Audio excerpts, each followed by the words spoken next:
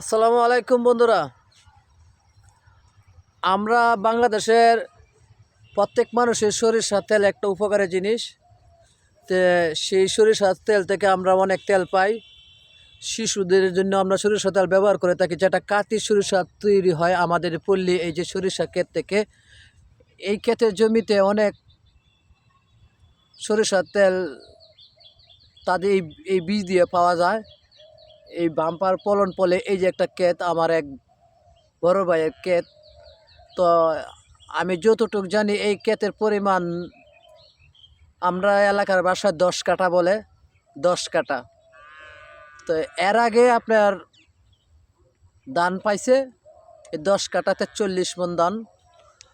ক্ষেতটা কিন্তু দেখেন অনেক বড়, সরিষা একটা ক্ষেত। এই যে সরিষা ক্ষেতটা, এর পাশাপাশি দেখেন ওই যে দেখেন একটা জুম করে দেখতে পারেন, এই যে লাউ গাছ আছে, বিভিন্ন ফসল, এই শাকসবজি আছে। এর এই যে মাটির নিচেও আছে। তো এখান থেকে বেশ অনেক সরিষা উৎপাদন করা হয়।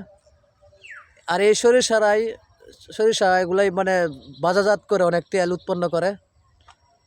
তো আমার ভাইয়ের জন্য সবাই দোয়া করবেন, সেই ক্ষেত যেন ভালোভাবে ফসল ফলাইতে পারে এবং ভালো করে তুলতে পারে।